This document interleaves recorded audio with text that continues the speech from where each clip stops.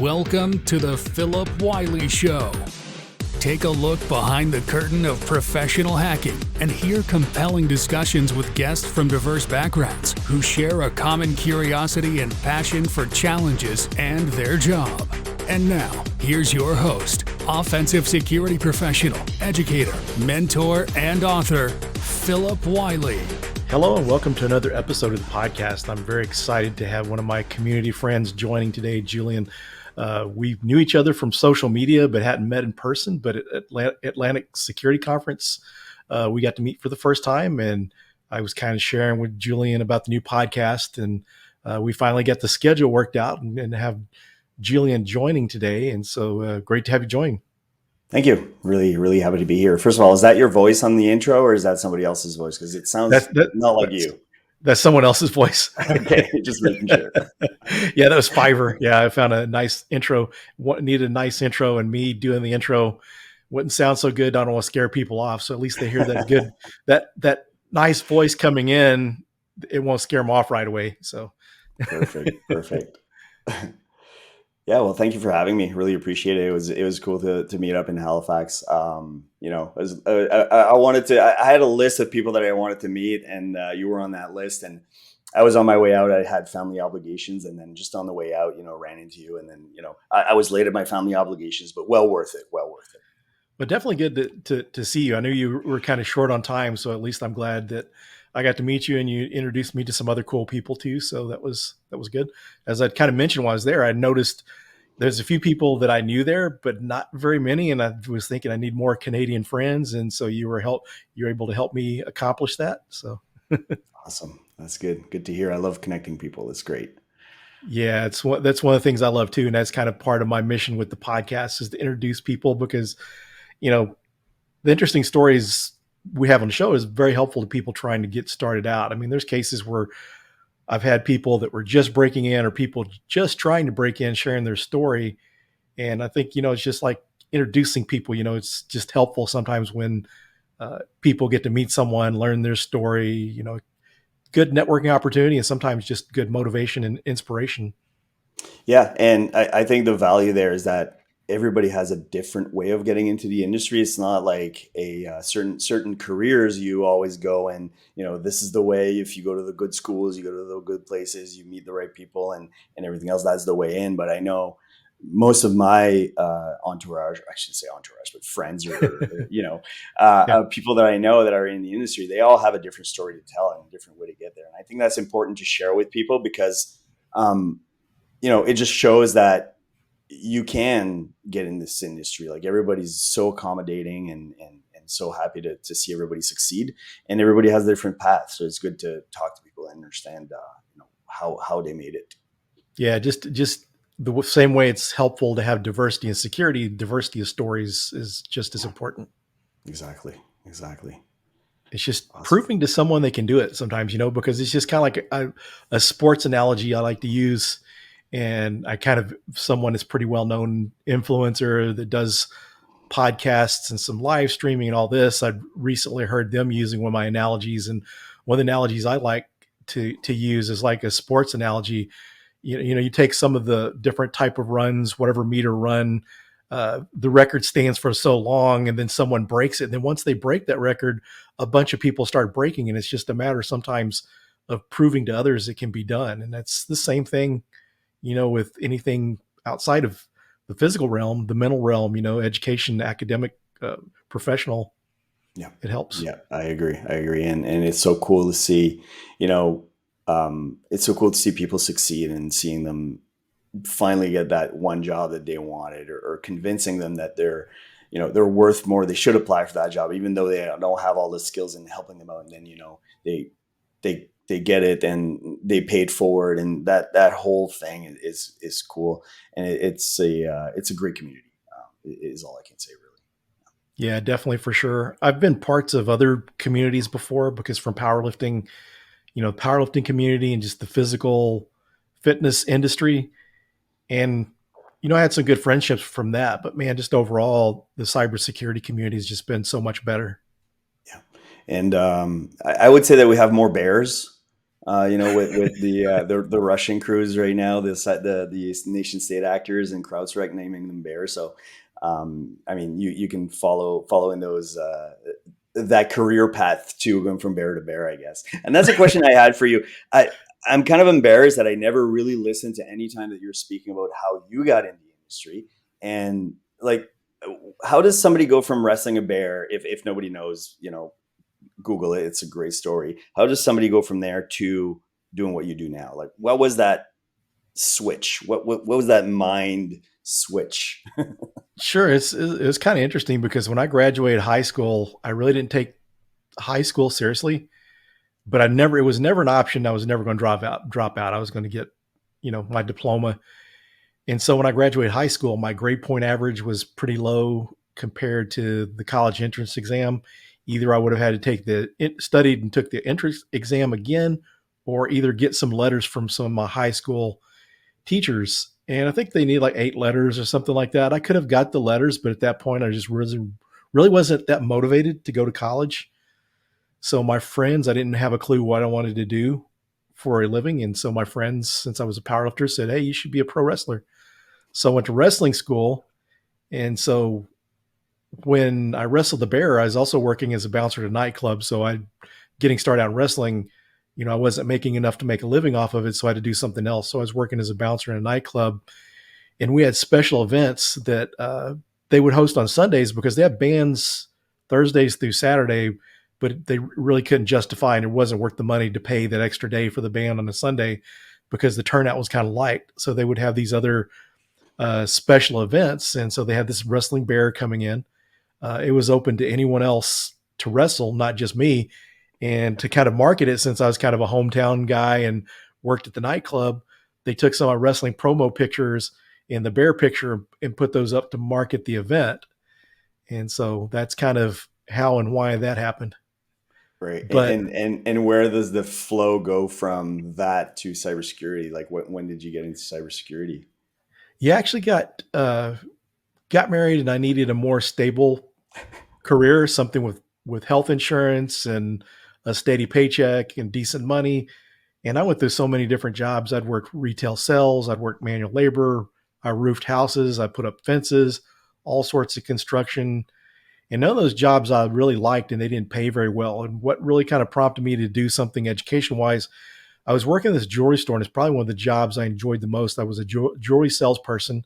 I've always been kind of competitive. So I was always number 1 or number 2 in sales in that jewelry store. And the family that owned it was this Lebanese family, these Lebanese brothers. They had a chain of jewelry stores called Nasser Brothers, and they wanted to open up another chain called Baldwin Jewelers. It sounded more American. They thought it would help them. This was their attempt to be like a big nationwide jewelry chain. And so they wanted me to work for them, and they had ideas of wanting me to, eventually be a manager. And so they had a manager over this store, and it was kind of between me and this other person to be like assistant manager, and his thoughts didn't align with the owners of the jewelry store's thoughts. So at that point, I kind of thought, I've got to gain some skills that I can succeed regardless of politics, although politics do affect you in cybersecurity, but you still can make a decent living, and it doesn't, I guess, affect you as negatively as it does in those lower paying jobs like that. Mm-hmm. So one day I was watching television, and they had this commercial on for this trade school that was teaching AutoCAD. And so I always liked to draw. So I thought maybe this would be a good career path. And so I went to school and learned AutoCAD, worked in AutoCAD for a few years. And that's when I found out about sysadmin work. Right. Taught myself how to build computers, took a Novell NetWare certification course, a CNE certification course, and got my first job. So I did sysadmin work for 6 years, moved into cybersecurity, was in basically network security, operations type security, right, from 2004 till 2005. And the company hired a new CISO, and the CISO put me on the AppSec team. And that's where I found out about pen testing. I was managing the third-party pen tests as well as doing some web app vulnerability scanning. And so that's kind of how I got my intro to pen testing. And then I got laid off in 2012 and applied for a consulting role for Verizon in their consulting vision as a pen tester. So that's kind of where I've made my pivot in from Nice. wrestling to pen testing. It sounds like I was trying to, as you were telling the story, I was trying to make the link between the two and trying to see like what what are the commonalities, and I think the one that I landed on was you either win or you lose. The computer either works or it doesn't work. You either find a vulnerability or you don't, right? So there's Yeah. no gray area. So I think that's a big one and something I'm struggling with now because, I'm also a pen tester and again, there's a vulnerability or there's not. Either it works or it doesn't work. But I'm kind of, I've been diving in the last few years into more on the risk assessment sides and everything else. And that's a bit harder to put into that zero. There's a lot of gray area, right? So you look at the threat, you go, okay, so this threat is going to maybe, show up, but it might also not. So how do you make that? It's not a 0 or 1. What's the probability of this to happen and everything else? And I think a lot of the folks that I work with these days, they also come from a very binary world. And it's something that's hard to communicate sometimes. I'm actually having a hard time communicating it now as I'm trying to explain it to you.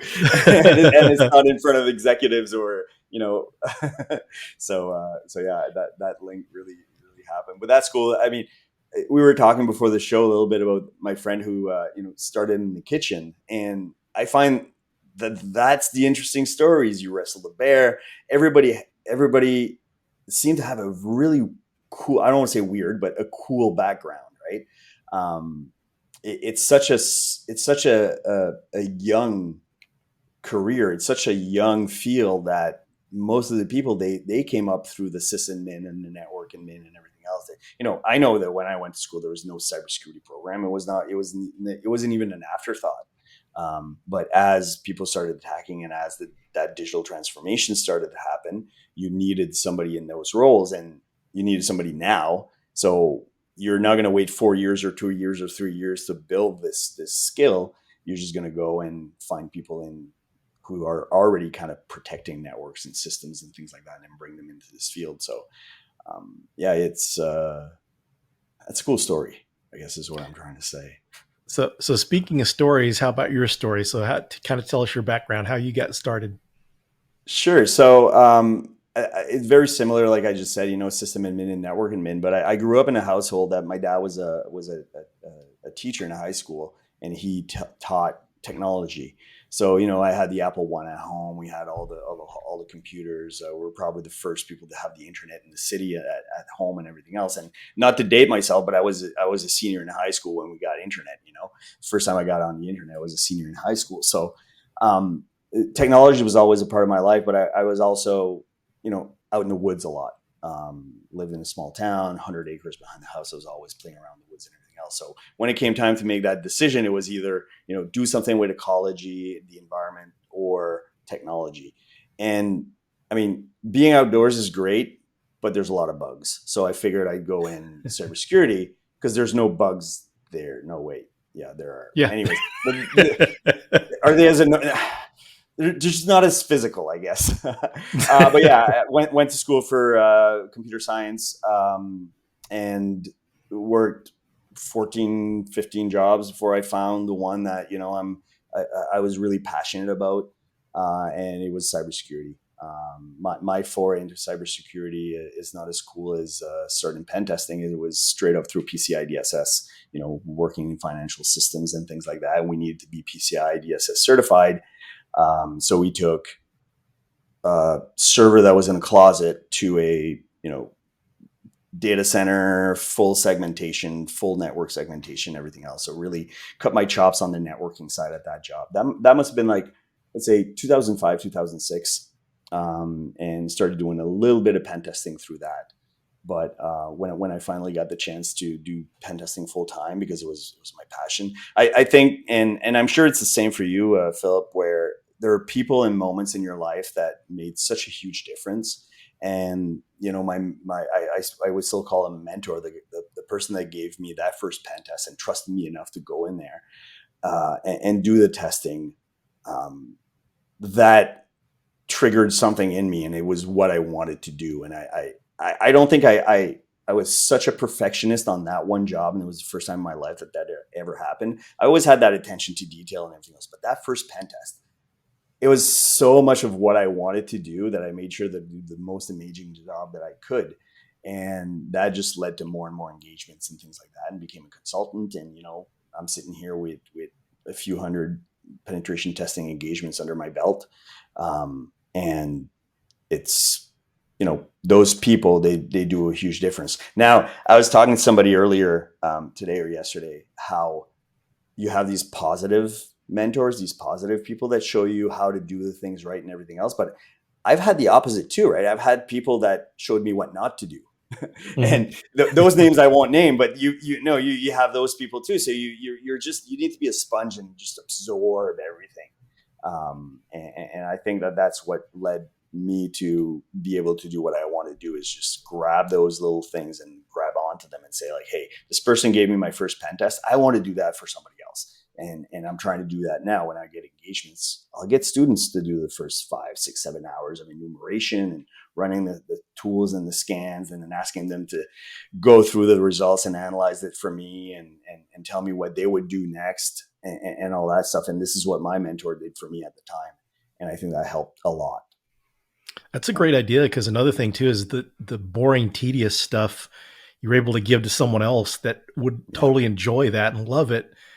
And at the same time too, you're giving them experience. It'd be nice to see more of that. I know there's some cases that people get that, but there's so many times that, these companies want X amount of experience, but no one's willing to give anyone, a break and get in. Cause that's like my first pen testing job. I had experience with vulnerability scanning. I didn't have the hacking part down. I needed to learn that. So I took the OSCP whenever I started that job.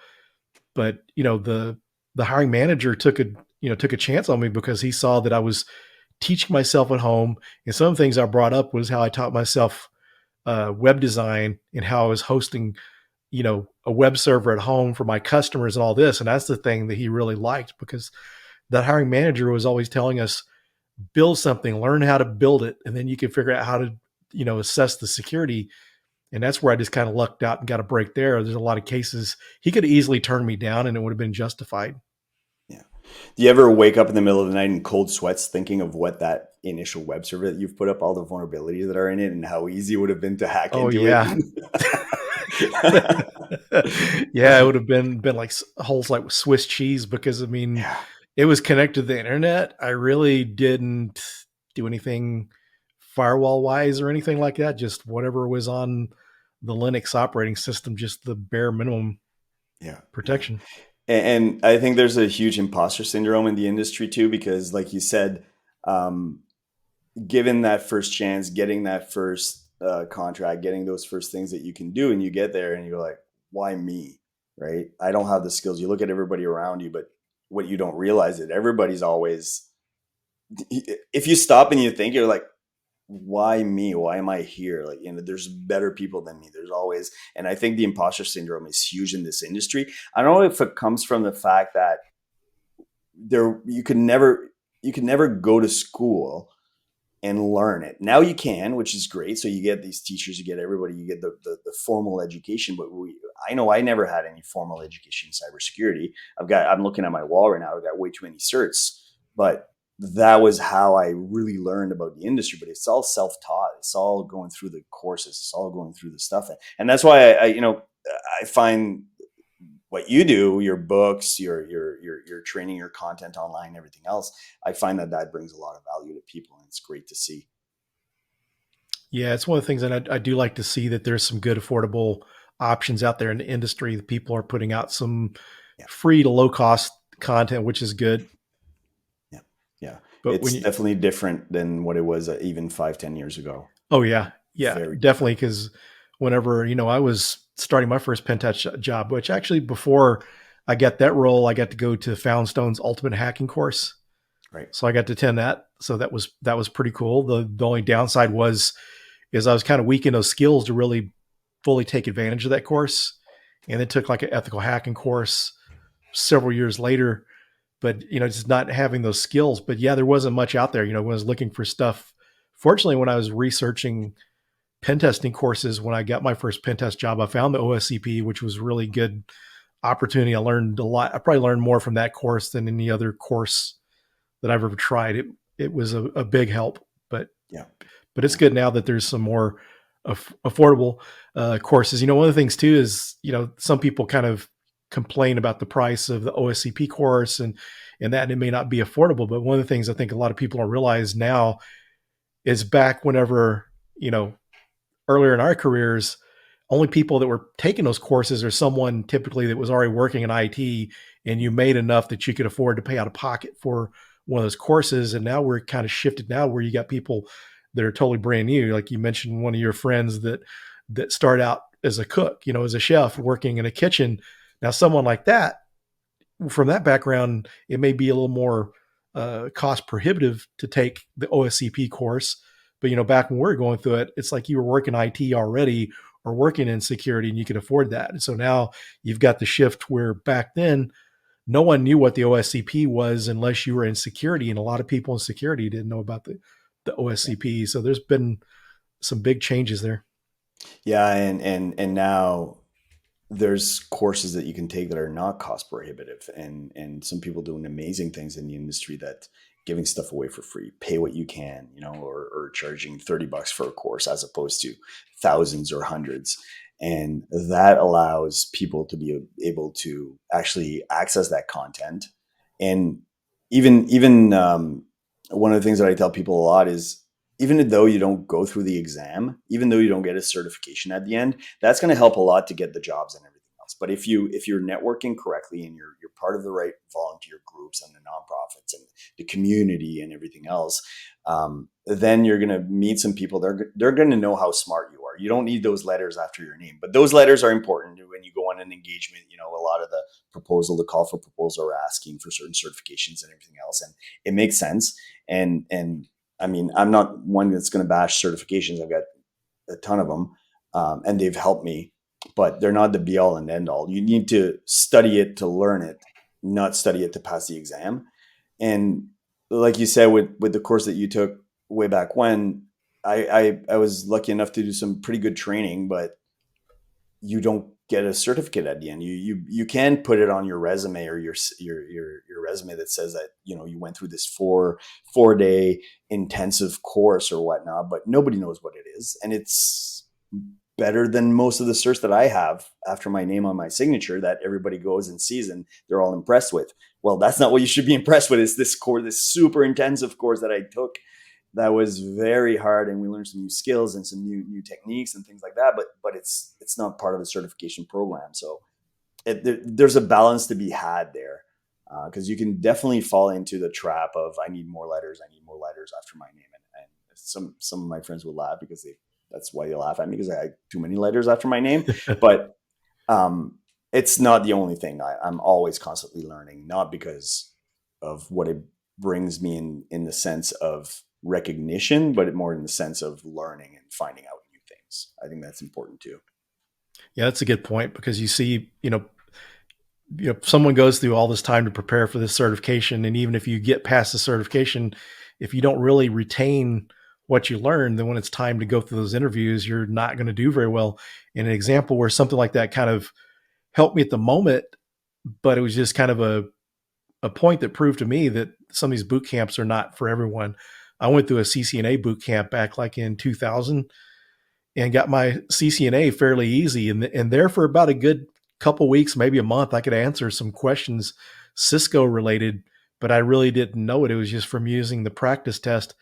But then after that month, 6 months later, a year later, I couldn't tell you anything about Cisco. And I got the certification, but it's just kind of one of the things, the stigmas associated with certifications back in the late 90s and early 2000s, because some people refer to people as paper MCSEs. They go through a boot camp, memorize all these questions, pass the test, but they couldn't do the job. The instructor walking behind you going like, "Are you sure on that one?" Just inching you towards the right answer. And yeah. And that was when the CCNA wasn't lab based at all. I believe it's lab based now. I think you need to go through some hands-on training, and that's a huge one too, right? Like, you can learn everything about a Cisco router in a book, but when I go to put my hands on the keyboard to write the command and I freeze because I'm afraid of crashing everything, or I mistype something, then yeah, no, I get exactly what you're saying. But in the consulting world, they're king. It's good. It shows on paper that you have the skills to do certain things, and it might get your foot in the door. Same way as an interview, but as a contractor, or as a consultant, if you get your foot in the door and the product that you deliver at the end, that report or the work that you're doing, it's not good, you're not going to get the next one anyways. So you better be sure that those letters are representative of your actual knowledge, right? Yeah. Yeah. And I think people kind of, I think also too, it kind of hurts the certifications when people do that. They just do enough to get the certification, because then once a hiring manager sees enough people with this certification come through and they're not good employees, don't know what they're doing, then that just kind of gives the certification a bad name. So it's kind of, if you got a certification, I think it's kind of up to you to try to represent it the best you can, so you don't ruin that investment for yourself and for others. Yeah. I just thought of something I wanted to bring up, and something I wanted to say about my journey into here. I was really into technology as a kid, and like I said, we had internet at home in the late '90s, I would say, and I was on IRC a lot, and I was in those hacker channels. I was really obsessed with the community and everything else, and I had all the text files and knowing how to do stuff. But I was so afraid of authority, and I don't know if it's because both my parents are teachers and I couldn't get away with anything or whatever else, but I was so afraid of authority that I would never have done anything bad. So when I say that, I was given a chance to do a pen test maybe 15 years later, I think that knowledge was kind of still there, and it was finally time to kind of put it into play. I mean, I wasn't hacking Novell network stuff at the time, not in 2005, though I did work with it through my system admin career, but those skills stay with you. The beauty today is that we have all these platforms that we can go and play with and try stuff. You can build your lab. There was no way that I could build a network at home and try to do some Active Directory hacking through my lab at home. And there was no way that I would have access to that on the internet somewhere either. So we're using technology more and more, and we're seeing more breaches and everything else, but there's more opportunities to actually learn. So I don't think we're out of balance, because there's way too many breaches that you hear about as opposed to what it was a while back. But at least now you can go and you can practice. And that's beautiful. I like that. Yeah, it's kind of nice, because one time we were pretty dependent on having a home lab, and now there's so much stuff in the cloud. Because used to, my main recommendation would be build a home lab, and there's nothing wrong with that. But when you figure there's all these options out there that could have a lot more targets that what you could have in a home lab, and then you factor in, what if something breaks in your home lab and you're spending time trying to fix it instead of spending the time learning like you need to be? Yeah, there's value there too, fixing stuff, but and you know what, that brings up the same thing that we were talking about earlier around system admin and network admin and doing that work. I think it's important to cut your teeth there too, a little bit at least, and that's where the home lab comes in, where you're actually learning these things. What does a packet look like when it's traversing a wire? Why is it that this is not getting through? Why is it that the system keeps crashing? How do I read these logs and everything else? And how do I protect it? Those are very important skills for a pen tester to have, because then our job is to break it. So if you know how it works, it's a lot easier to break it than not really getting the practical skills of protecting and building things. I like the quote of, you have to stop me every time. I only have to get through once. But if you're on the I have to stop you every time side for a while, you're going to learn a lot. Yeah. A ton. Yeah. And then understanding why you need to do these certain things. And so, yeah, that's some good points there. And, learning to build. One of the things too is if you're got that sysadmin level knowledge and you get a shell on a system, then you know what to do. You're not doing a bunch of Googling, figuring out what to do from the command line. ChatGPT these days. Yeah. Which is another interesting world. Yeah. So what do you think about ChatGPT and what it kind of means for the future of our jobs? The future of I think it's exciting, to be completely honest. I think there's disruptive technologies all the time. This is one of them. And I sincerely believe that the people that are going to find a way to embrace it in such a way that they're not dependent on it to the point where they're losing skills, and they're using it as a tool to be more efficient or to come up with new ideas or to try new things.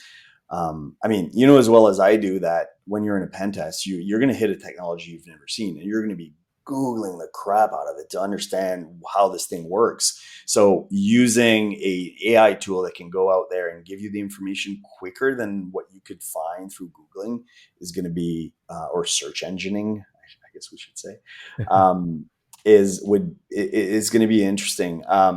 But from a risk perspective of using these tools inside of companies and everything else, then there's a lot of thought process that needs to happen. And I saw just lately, I think it's either CISA or somebody else, another agency in the US that just said, hey, here's $100,000 if you want to spend a year thinking about this. Like, you know, it's people are taking it seriously. You know, we've seen models do weird things. But like any new technology, it needs to be embraced because it's not going to go away. It's way too good. Yeah. And you, Yeah. like, how do you feel about it? I like it. I think it's good. I use it a lot for writing. I use it for show notes on my podcast. I'll feed the transcript in, have it write summaries for me. The biggest thing one of the biggest values I've seen is in writing. You know, I've had a friend that was looking for a new job, and I just basically asked her, what kind of job are you looking for and all this. And I was able to take a little bit of information and write up a nice little LinkedIn post to share for her to help her get attention for her job search. And that was really quick. I mean, it was something that took less than 30 seconds that would have taken me time to write it out. Does this sound right or whatever, going back and forth? It was able to quickly come up with something. So the writing thing I really like. I think some of the areas that we need improvement on is sometimes the data sources where it's pulling information from to get accurate data, because, you know, sometimes if you don't know any better, if you're trying to write an article on this and you're using ChatGPT, you may get some wrong information in there because of data sources. But if we could, it would be nice to be able to select like data sources you're pulling from to help create that. And I think what's going to be cool too is we see how, you know, once upon a time, people didn't have vulnerability scanners for pen test. It was more manual, more port scanning, and then manual vulnerability detection. So what's going to happen with some of these next gen vulnerability scanners and some of these next generation tools? How are those going to work? Maybe even some of the breach and attack simulation stuff that we're able to use on tests to make some of that easier. And yeah, absolutely. That's my same experience with me. So I founded a group here. It was originally an OWASP chapter, but we kind of moved away from it. And it really is we call it a collective. And it really is a collective. It's just a bunch of people that get together and without titles, without job descriptions, sometimes without even names, right? And we hang out at Discord channels and been playing around in there with AI a lot. And coming back to your data source, like right before I hopped on this show, we were having the discussion how you can basically tune the AI to say, I'm risk adverse when it comes to false information. So it might not be as good. It might not pull from as many different places, but you can say, I just want real information. I don't want you to make anything up. If you do not know, do not pretend that you know. And you can actually tune those models to do that, which I thought was interesting, which I'm interested in playing with. But yeah, listen, if it can just get rid of false positives, I think the world's going to be a much better place. Yeah. Yeah. Make life a lot easier. I know it's one of the most boring things on pen tests sometimes is going through validating things to see if they're false positives or not. And then especially depending on the type of pen testing you have to do when you get all those SSL and TLS related issues that you have to go through and validate. Yeah, exactly. And if it can create a good reporting, like a good reporting tool, there's some good ones out there. I'm not gonna crap on any of them, but I don't think we're at the pinnacle of what we can do when it comes to taking results and creating a report with them. Like, I think we're not quite there. Yeah. And if it can fix that part, that would be great too. I moved away from pen testing for a little bit because of that. The fact that it becomes repetitive became like, I just want to do other things. I'm getting bored, and I felt bad for a long time because I'm around people that do want to do this as a full-time job and everything else. And here I am with my dream job. This is what I always wanted to do. People would love to be in my position. I'm sitting here and I'm bored, not another report, not another HSTS missing header, it just got boring after a while. And I moved away from it for a little bit, and now I'm doing it a bit more, and I'm having fun again. Sometimes it's okay to move away from things. Yeah. It's good to have breaks sometimes, and sometimes good to specialize, because if you're doing all of it and you're not really getting to spend enough time in one area, then it's sometimes kind of hard to get better. So it seems like sometimes specializing may be a good option. Yeah. And the tie-in with that was reporting was a chore. And that's why I thought of it with the AI tools and everything else. It should make that a bit better. But yeah, it's great. Like that, that group that I have, the collective that we have, I should say, I was trying to find ways to promote it. And I just asked the tool to say, hey, can you give me just some ideas? And what would have taken somebody like me weeks and weeks and weeks of building a marketing plan or building material or stuff like that to send emails to people that might be interested in this and everything else. It just wrote everything up. It's beautiful. Because that's the idea with the group. I want to get junior folks to be able to do those things. So I had offers from marketing companies that kind of sponsor us to do the marketing. I thought, no, you do that all day. That's your expertise. Let's give it to somebody who might not have or needs the experience to put on their resume. Same thing with pen testing that I do. But the marketing stuff just didn't work out because I guess us cybersecurity folks, we're not that great at marketing. Except for you with your show, right? It depends on what you're trying to market. The good thing about these kind of resources is there's a lot of people looking for ways to figure out how to get started, and those usually seem to be that, along with books too. Books on how to get started are pretty popular. Yeah, exactly. Yeah, no, it's fun. Having a blast. Well, that's good. So what advice would you have for someone that wants to get into offensive security? Learn the fundamentals, right? It really is the number one thing to really understand what's going on behind the scenes. I was skiing and I saw I don't know how to point. I'm in the skidder here. I was skiing and I saw this skid, right? Like a script kiddie skidder. And I thought, hey, that's mine. So I had to buy the sign. That's why that sign is there. Oh, cool. I was making fun of it, And but yeah, don't be a skid, I guess. Don't be a script kiddie. Just understand, and you don't have to write your own tools. You don't have to write your own exploits, but just don't run something without understanding what's going on. Just don't just run that Metasploit module. Go and read up as to why this is a problem. Learn the stuff that's happening, and I guess that's the same for any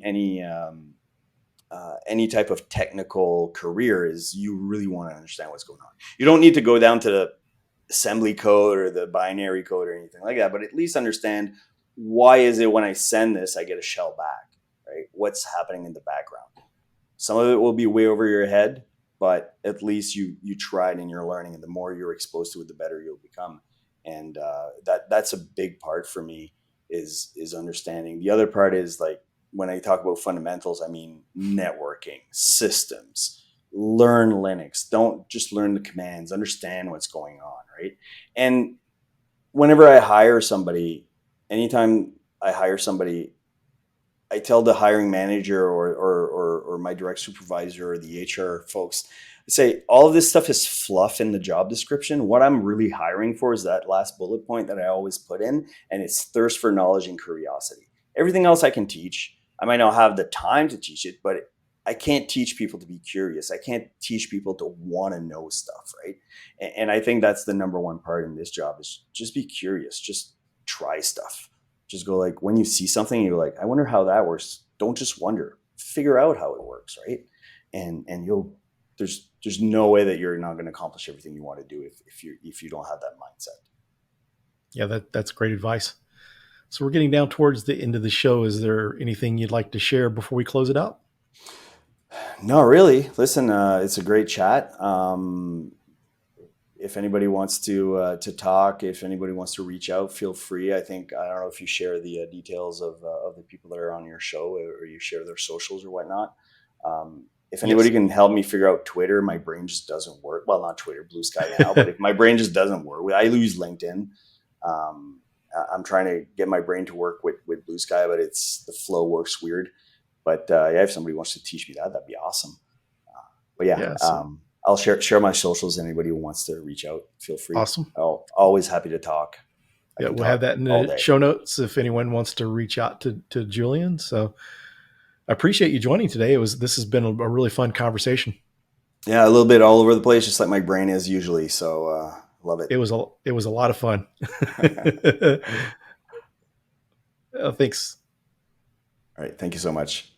Thanks, everyone, and we'll see you on the next episode. Thank you for listening to The Phillip Wylie Show. Make sure you subscribe so you don't miss any future episodes. In the meantime, to learn more about Phillip, go to thehackermaker.com and connect with him on LinkedIn and Twitter @Phillip Wylie. Until next time.